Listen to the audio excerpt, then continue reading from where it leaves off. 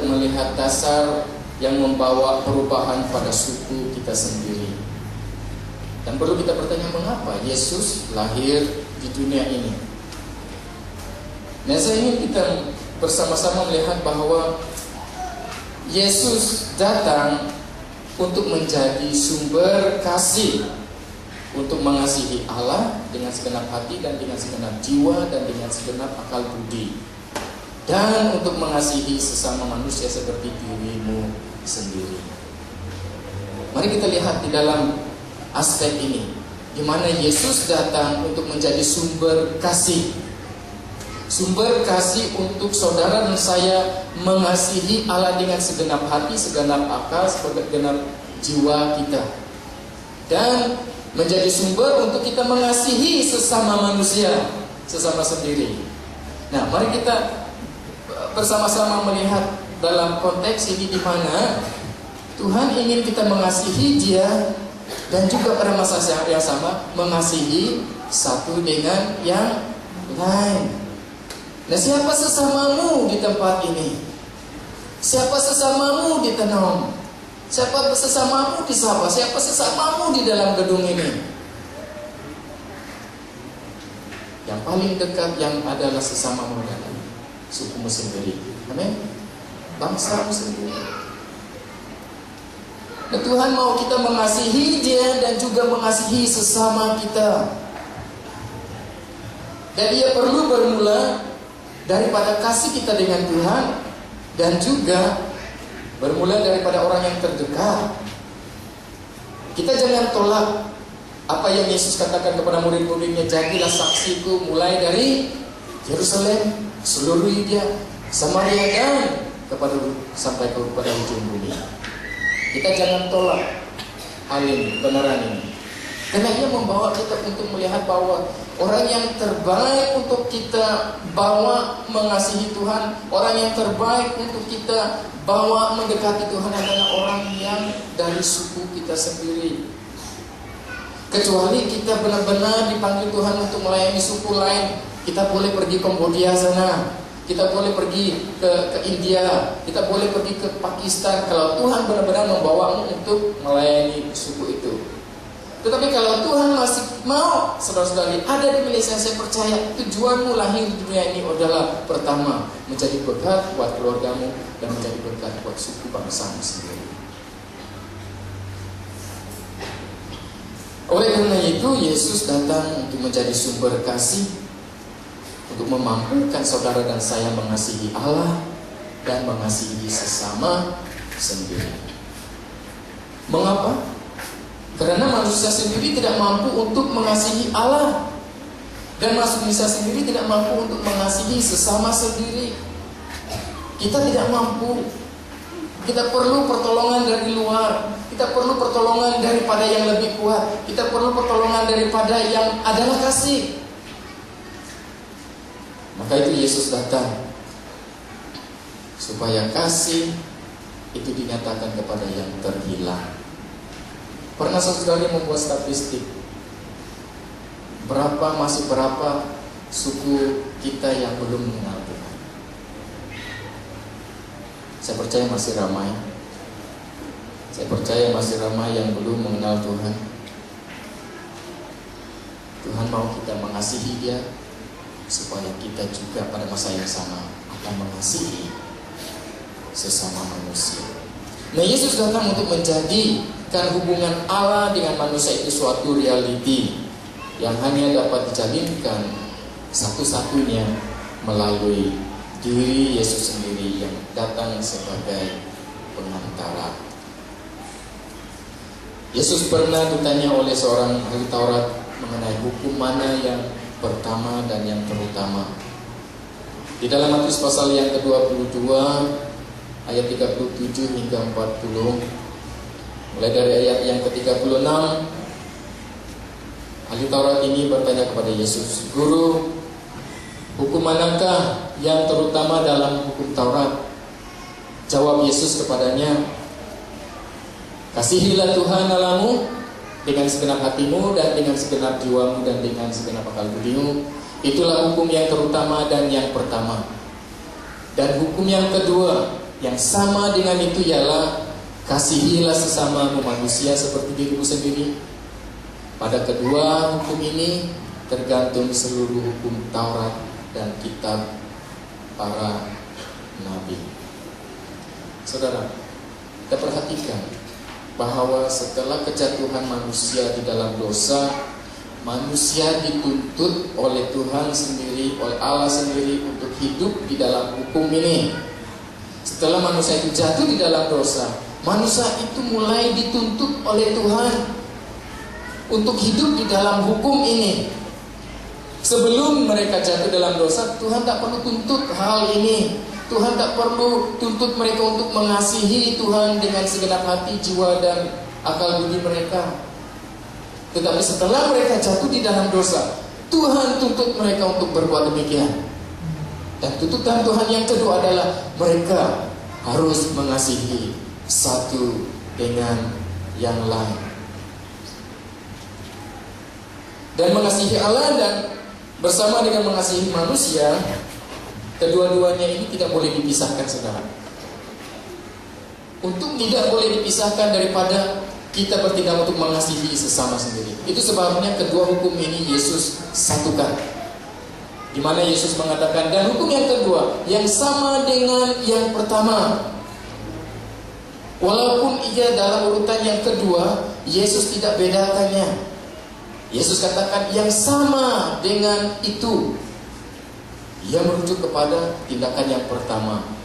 Seperti mana kita mengasihi Allah, seperti itu juga kita harus bertindak untuk mengasihi sesama sendiri. Seperti mana kita mengasihi Allah, seperti itu juga Tuhan ingin kita bertindak untuk mengasihi suku bangsa kita sendiri. Keduanya tidak dapat dipisahkan. Ramai orang yang coba memiliki suatu hubungan yang hebat dengan Tuhan, tetapi melihat hubungannya dengan sesamanya sendiri, wah luar biasa, saudara. Kita tidak mau bersama-sama dengan orang-orang yang seperti itu. Ramai orang-orang percaya yang demikian juga. Di gereja begitu hebat, mengasihi Tuhan dalam hal ibadah begitu hebat, tetapi sekeluarnya nanti mereka tidak dapat bersama-sama dengan orang yang biasa-biasa, seperti Pastor Matias sebelum dia mengenal Tuhan. Mereka tidak mau bersama-sama dengan orang yang biasa-biasa. Hanya mereka ingin bersama dengan orang-orang yang sehebat mereka di gereja. Mengasihi Tuhan tidak boleh dipisahkan daripada tindakan kita untuk mengasihi sesama sendiri. Dan oleh karena itulah Yesus datang supaya kita mampu berbuat kedua-duanya ini. Yesus datang supaya kita dapat mengasihi Allah dan juga untuk memampukan kita untuk mengasihi sesama sendiri. Bersama-sama dengan saudara, saya akui senang untuk mengasihi Allah, kan? Datang saja dalam doa minta pengampunan, wah, datang ke gereja, setia datang ke ibadah. Tetapi untuk mengasihi sesama sendiri, saudara, suatu tindakan yang sukar. Tidak senang. Bukan hanya mengasihi orang, apalagi mengasihi orang-orang, sedangkan ahli keluarga sendiri yang kita tidak senang, yang kita tidak cocok dengan mereka, sukar untuk mengasihi. Yesus datang untuk memampukan kita mengasihi Allah dan sesama sendiri. Nah, itulah penyembahan yang benar. Penyembahan yang benar memerlukan landasan perhubungan. Penyembahan yang benar perlukan landasan perhubungan. Suatu landasan perhubungan di antara penyembah dan yang disembah perlu ada. Apakah landasan perhubungan itu? Saya menyebut landasan perhubungan itu sebagai kasih. Yesus membawa landasan perhubungan. Karena dalam penyembahan memerlukan satu hubungan. Hubungan di antara si penyembah dengan yang disembah. Dan apabila hubungan itu terjadi di antara penyembah dengan yang disembah, maka itu disebut penyembah yang benar ataupun penyembahan yang dikehendaki oleh Tuhan. Dan Yesus datang supaya kita mampu melakukan hal yang dikehendaki Tuhan sendiri. Jadi dia datang untuk membawa landasan perhubungan yang disebut kasih. Karena untuk membangun sebuah perhubungan, saudara perlukan kasih. Amin. Untuk membangun satu perhubungan, saudara perlukan kasih. Pastor Matias sudah kawin? Sudah? Belum? Bagi bapak-bapak, ibu-ibu yang sudah menikah, perhubunganmu terjalin karena ada landasan perhubungan yang bernama kasih. Karena dia sudah jatuh cinta dengan gadis ini, maka terjalinlah hubungan di antara mereka. Yang Dito menikah dengan istrinya karena kasih. Terjalin suatu hubungan yang mengakibatkan akhirnya dia sebagai suami dan istrinya sebagai istrinya. Karena kasih. Untuk membangun satu hubungan, untuk membangun suatu persekutuan, memerlukan kasih.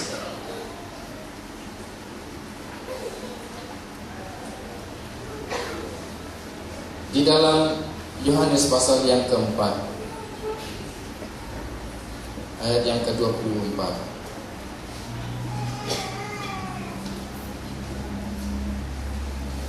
Allah itu roh, dan barang siapa menyembah Dia harus menyembahnya dalam roh dan kebenaran. Yesus mengatakan bahwa kita harus mengasihi Allah. Tapi saudara tahu apa masalahnya di sini?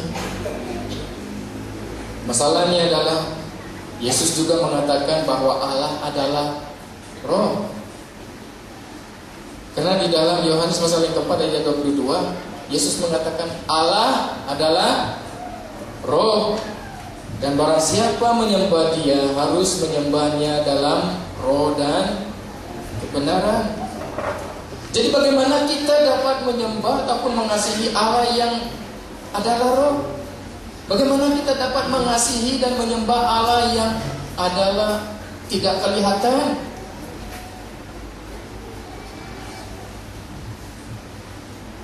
Yohanes berkata, Yesus pernah berkata kepada Filipus di dalam Yohanes pasal yang ke-14 ayat yang ke-9.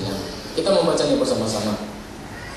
Yohanes 14 pasal yang ke-9. 1, 2, 3. Kata Yesus kepadanya, telah sekian lama aku bersama-sama kamu, Filipus, namun engkau tidak mengenal aku. Barang siapa telah melihat aku, ia telah melihat Bapa. Bagaimana engkau berkata, tunjukkanlah Bapa itu kepada kami. Tapi Filipus mau melihat Allah yang tidak dapat dilihat dengan mata kasarnya. Dan di sini Yesus berkata kepada Filipus, barang siapa telah melihat Yesus ataupun telah melihatnya, orang itu telah melihat Allah. Nah, kembali kepada keadaan masalah tadi. Yesus mengajar kita untuk mengasihi Allah dan sesama manusia.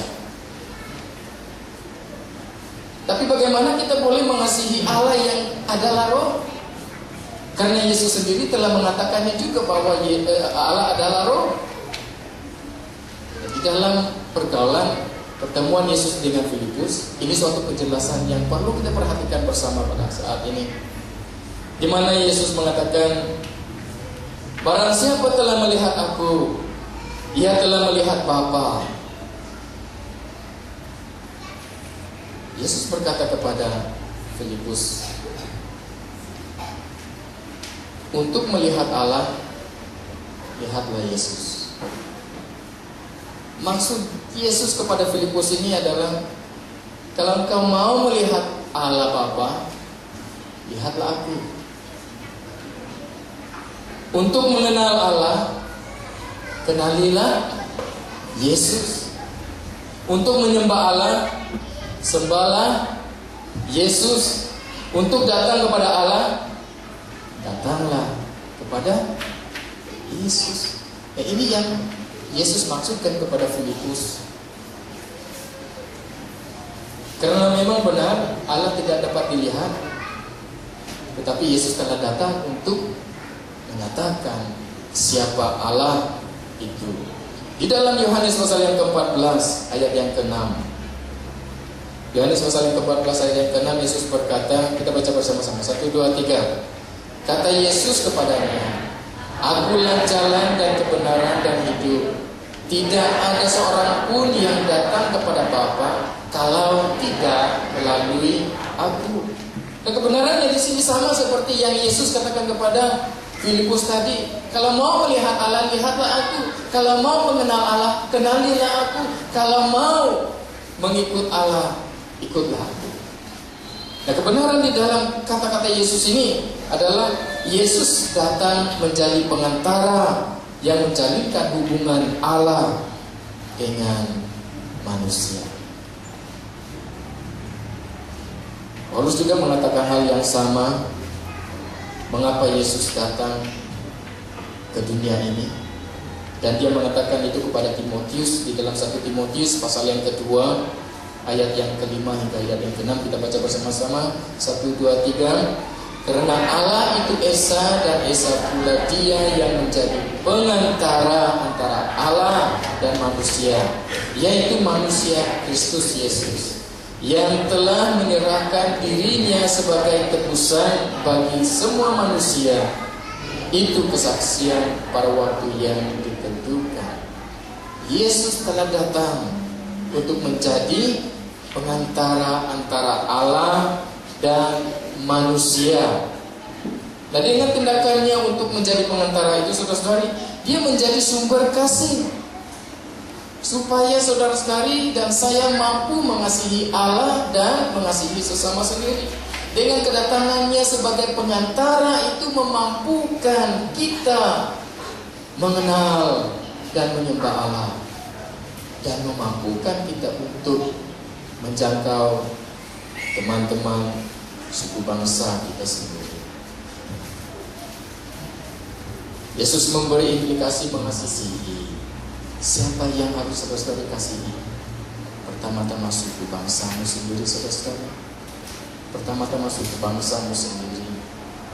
Nah, Yesus telah datang untuk menjadi pengantara antara Allah dan manusia, supaya Dia menjadi sumber kasih di dalam kita untuk mengasihi Allah dan mengasihi sesama manusia. Bagaimana Yesus melakukan ini? Bagaimana Yesus menjadi pengantara?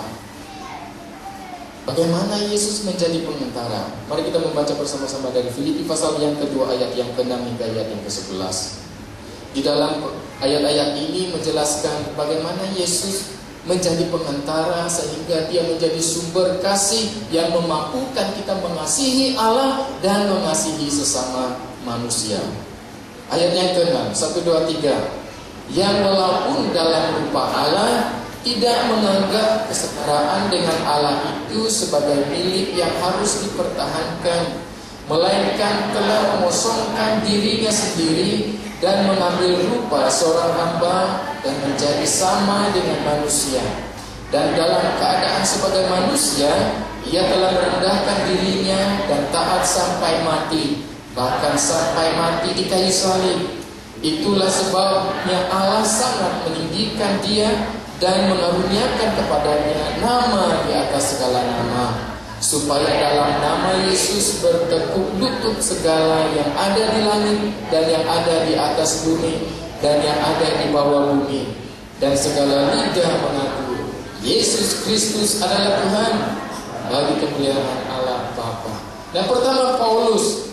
Kita lihat bagaimana Yesus menjadi pengantara. Kita lihat daripada penjelasan Paulus sendiri dari bacaan ini. Yang pertama, Paulus menjelaskan bahwa Yesus datang dari sorga. Pertama-tama dari ayat yang ke-6, di mana Paulus mengatakan, yang walaupun dalam rupa Allah, tidak menganggap kesetaraan dengan Allah itu sebagai milik yang harus dipertahankan. Dan perhatikan perkataan dalam rupa Allah. dan kemudian kesetaraan dengan Allah. Paulus membawa satu pengertian kepada pembaca-pembacanya, khususnya jemaat di Filipi ini, untuk mengenal Yesus yang mereka sembah itu datang dari sorga. Yesus yang mereka sembah itu adalah setara dengan Allah, sama dengan Allah. Dia adalah Allah. Pertama, Paulus menjelaskan bahwa Yesus datang dari sorga. Dia bukan dari kampung-kampung yang lain atau bukan dari mana-mana, tetapi dia datang dari sorga. Dan di dalam ayat yang ke-6 ini adalah versi Paulus sendiri terhadap apa yang Yohanes tulis di dalam 1 Yohanes pasal yang pertama. 1 Yohanes pasal yang pertama, ayat yang pertama, 1, 2, 3. Pada mulanya adalah firman. Firman itu bersama-sama dengan Allah, dan firman itu adalah siapa yang Yohanes rujukan sebagai firman di sini, yaitu Yesus. Dan versi Paulus terhadap apa yang Yohanes tulis ini adalah dengan mengatakan dalam rupa Allah, setara dengan Allah. Di dalam ayat ini Paulus menggunakan dua istilah sebenarnya. Di dalam ayat yang ke-6 tadi, pertama rupa. Nah, dalam bahasa Yunani, pengertian mereka tentang perkataan istilah rupa ini adalah kepribadian sesuatu, ya, kepribadian sebenar sesuatu. Ini pengertian mereka tentang perkataan rupa. Ia tidak merujuk kepada rupa bentuk fisikal, tetapi yang mereka maksudkan rupa ini, pengertian mereka adalah kepribadian sebenar sesuatu. Jadi Paulus menggunakan istilah yang sama. Dia menggunakan istilah rupa yang merujukkan kepada bahwa Yesus itu adalah kepribadian sebenar Allah. Yesus itu adalah kepribadian sebenar Allah. Istilah yang kedua yang Paulus pakai dalam ayat yang ke-6 adalah setara. Nah, Yesus sebenarnya sepenuhnya Allah dan tiada yang kurang. Itu maksudnya Yesus itu setara dengan Allah. Yesus adalah sesungguhnya Allah dan tidak ada kurangnya, yang dia itu adalah Allah. Maksudnya di sini adalah Yesus itu Allah seperti Allah adalah Allah. Saudara-saudara,